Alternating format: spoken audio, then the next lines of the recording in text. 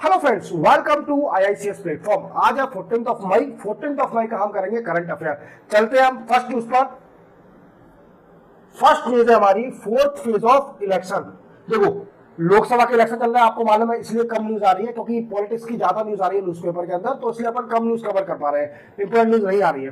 तो fourth phase का election हो चुका है, फोर्थ फेज का लोकसभा का, जिसमें वोटिंग कितनी हुई 2024 में। जो फोर्थ फेज है उसमें हुई है 67.25% ओनली वोटिंग हुई है। और अगर इसको 2019 से कंपेयर किया जाए तो 68.8% वोटिंग हुई थी 2019 के अंदर।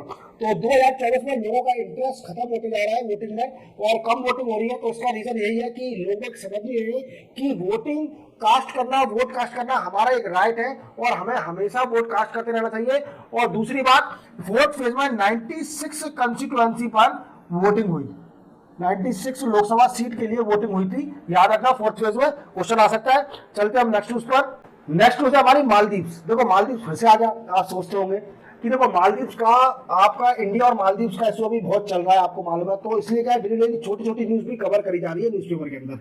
तो मालदीव्स का इशू क्या है, अब थोड़ा जो नए बच्चे हैं, जो नया वीडियो देख रहे हैं, उनको थोड़ा शॉर्ट में बताता हूँ मैं जल्दी, और जो पुराने स्टूडेंट है उनका भी रिवीजन हो जाएगा। तो मालदीव्स का इशू क्या है कि हमारे पीएम साहब नरेंद्र मोदी साहब लक्षद्वीप गए थे फॉर प्रमोटिंग टूरिज्म, और वहां उन्होंने एक्टिविटीज करी। इस एक्टिविटी के कारण मालदीव्स को मिर्ची लग गई। उनके वहां के मिनिस्टर हैं, उनको मिर्ची लग गई। अब मिर्ची क्यों लगी? मिर्ची इसलिए लगी क्योंकि मालदीव्स की गवर्नमेंट सिर्फ ओनली टूरिज्म पर चलती है, और अधिकतर टूरिज्म, ज्यादातर इंडिया का टूरिज्म जाता है मालदीव्स पर एंजॉय करने या कुछ भी एक्टिविटी करने के लिए। अगर लक्षद्वीप बन गया तो इंडिया के जो सिटीजन है वो लक्षद्वीप जाएंगे फॉर टूरिज्म पर्पज, ना कि मालदीव जाएंगे। तो उन्होंने भद्दे भद्दे कमेंट कर दिए ट्विटर पर, एक्स पर, नरेंद्र मोदी साहब के खिलाफ। इससे क्या हुआ कि इंडिया और मालदीव के रिलेशन बिगड़ गए, और इंडिया ने बहुत जल्दी एक्शन ले लिया अगेंस्ट मालदीव्स, क्योंकि मालदीव्स के जो प्रेसिडेंट है मोहम्मद मिजू, वो प्रो चाइना है, और उनने अपने इलेक्शन का कैंपेन सिर्फ ओनली इंडिया के अगेंस्ट किया था, इंडिया के खिलाफ कुछ उल्टा सीधा बोल के। तो वो प्रो चाइना थे और इंडिया के खिलाफ ही है।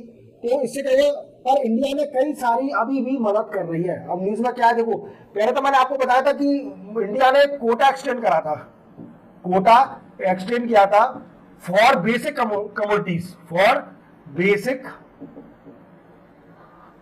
कमोडिटीज, जैसे व्हीट हो गई, शुगर हो गई, ओनियन हो गई, पोटैटो हो गई, टमाटो हो गई, ये बेसिक कमोडिटी के लिए कोटा एक्सटेंड करा था।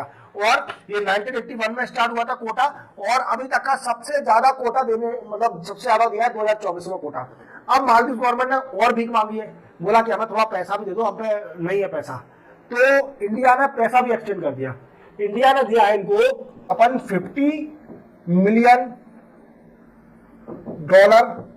Subscription, interest free from government treasury bill.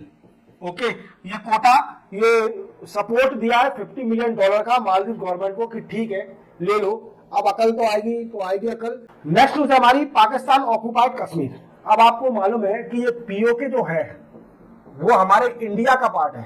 किसका पार्ट है? इंडिया का। पाकिस्तान ने जबरदस्ती के साथ इसको कब्जा कर लिया। अब जाके लोग देखो कितना कर रहा, प्रोटेस्ट कर रहे हैं। अब ये प्रोटेस्ट इस बात का नहीं है कि हमें इंडिया में जाना है, प्रोटेस्ट है भूखमरी का। आपको पता है पाकिस्तान भूखमरी से जूझ रही है, उनका बिल्कुल पैसा नहीं है, और वो क्या है कि उनके यहाँ हर चीज की प्राइस बहुत ज्यादा हो गई है।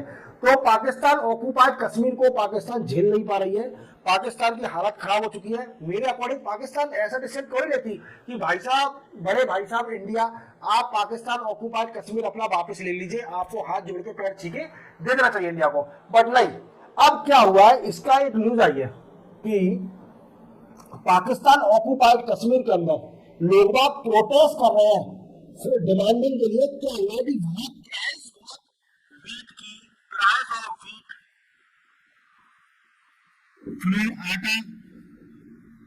इसकी प्राइस बहुत बढ़ गई है, और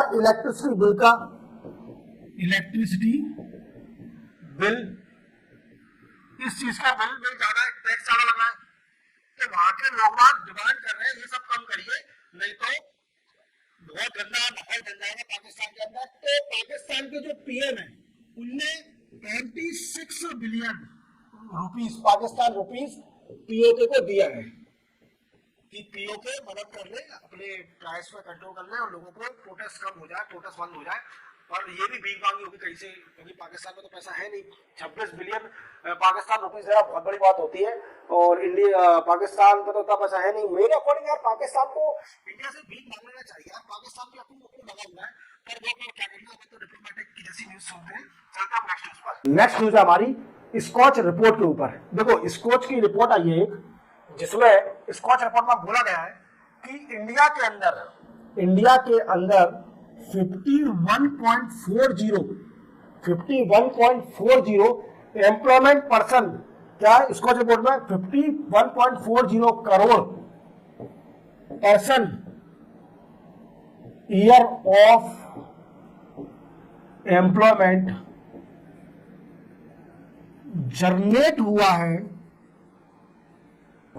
इन 2014 से लेकर 2024 तक मोदी गवर्नमेंट में, मोदी साहब गवर्नमेंट में 51.40 crore person year of employment generate हुआ है मोदी की सरकार में। अब ये होता क्या है पर्सन ईयर ऑफ एम्प्लॉयमेंट? ये यूनिट ऑफ मेजरमेंट है।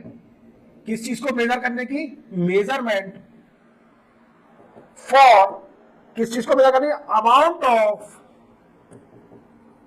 Work done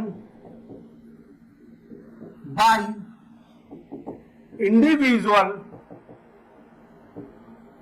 through out year.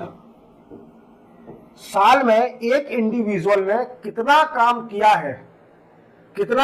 है, दैट इज, इसको मेजर करने का ये यूनिट ऑफ मेजरमेंट है। किस चीज का? पर्सन ईयर ऑफ एम्प्लॉयमेंट को, ठीक है। इसका यूनिट ऑफ मेजरमेंट है for amount of work done by individual through out the year. इसी के साथ 14 मई की करंट अफेयर कंप्लीट होता है।